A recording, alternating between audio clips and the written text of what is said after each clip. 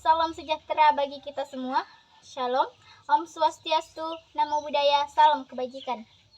Perkenalkan, saya Juwita Sakira, kelas Agribisnis A, program studi Agribisnis, Fakultas Pertanian dan Kehutanan, Universitas Sulawesi Barat. Baik, pada kesempatan kali ini, saya akan menjelaskan sedikit tentang materi ilmu pengetahuan dan teknologi dalam perspektif Islam. Ilmu pengetahuan dan teknologi merupakan dua hal yang erat kaitannya. Dalam Islam, ilmu pengetahuan dan teknologi adalah suatu keharusan dan harus sesuai dengan pandangan Islam. Ilmu pengetahuan dan teknologi tanpa pandangan Islam, maka akan terjadi kekacauan baik secara fisik maupun non-fisik. Untuk mengefisienkan waktu, baiklah saya akan membahas sedikit tentang apa sih itu ilmu pengetahuan dan teknologi. Ilmu merupakan pengetahuan yang tersusun secara sistematis, koheren, dan komprehensif. Sedangkan pengetahuan ialah kesimpulan-kesimpulan teoritis yang belum tersusun secara sistematis dan terkadang juga digunakan untuk menyebutkan pengetahuan yang dirumuskan berdasarkan common sense, tidak berbasis penelitian empirik. Nah, dengan demikian, ilmu pengetahuan dan teknologi adalah kumulasi teori dan cara-cara aplikasi teori serta alat-alat yang diperlukan untuk mengoperasikan teori tersebut. Dalam konteks melakukan perbaikan dan perubahan menuju cita perbaikan. Islam memandang iptek dengan perhatian besar. Hal ini sesuai dengan firman Allah dalam Quran Surat An-Nahl ayat 89 yang artinya, dan kami turunkan kepadamu Alkitab, Al-Quran untuk menjelaskan segala sesuatu dan petunjuk, serta rahmat dan kabar gembira bagi orang-orang yang berserah diri. Quran Surat An-Nahl ayat 89. Materi yang kedua yaitu sejarah perkembangan Islam. Dengan kedatangan Napoleon Bonaparte ke Mesir, disinilah untuk pertama kali terjadi kontak Mesir dan umat Islam dengan bangsa Eropa. Dan juga sekaligus sebagai awal kesadaran bagi Mesir dan umat Islam akan kebodohan dan keterbelakangannya dibanding dengan Eropa atau bangsa-bangsa Barat. Masa Daulah Abbasiyah adalah masa di mana umat Islam mengembangkan ilmu pengetahuan, suatu kehausan akan ilmu pengetahuan yang belum pernah ada dalam sejarah. Kesadaran akan pentingnya ilmu pengetahuan merefleksikan terciptanya beberapa karya ilmiah, seperti terlihat pada pemikiran Islam pada abad ke-8 Masehi, yaitu gerakan penerjemahan buku peninggalan kebudayaan Yunani dan Persia. Adapun ilmuwan Islam dengan berbagai penemuannya yang mengguncang dunia antara lain.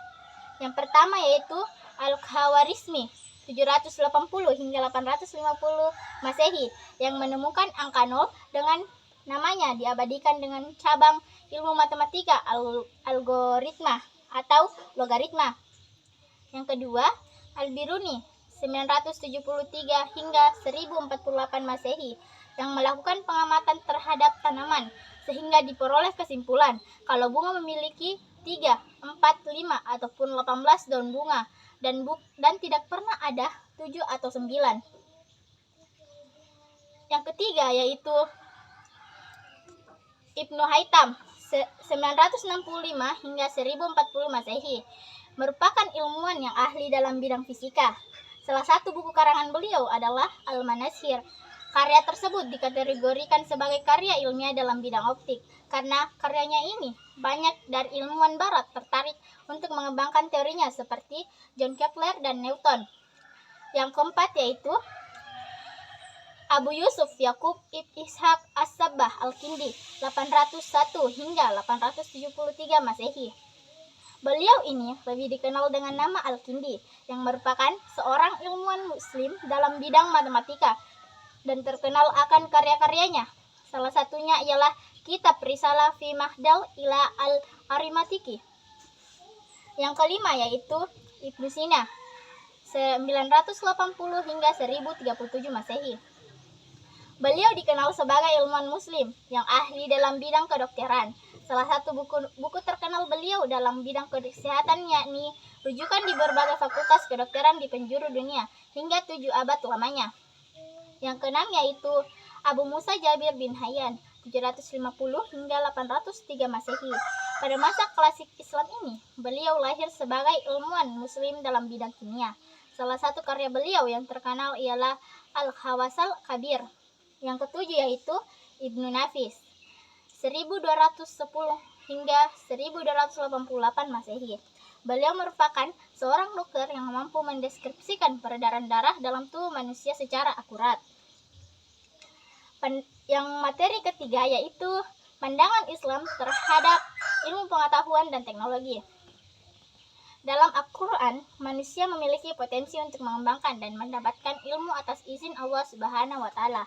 Karena begitu banyak ayat dalam Al-Quran yang memerintahkan manusia untuk mengaktualisasikan potensinya, seperti firman Allah dalam Quran Surat Ar-Rahman ayat 33, yang artinya, "Hai jamaah jin dan manusia, jika kamu sanggup menembus atau melintasi penjuru langit dan bumi, maka lintasilah. Kamu tidak dapat menembusnya kecuali dengan kekuatan."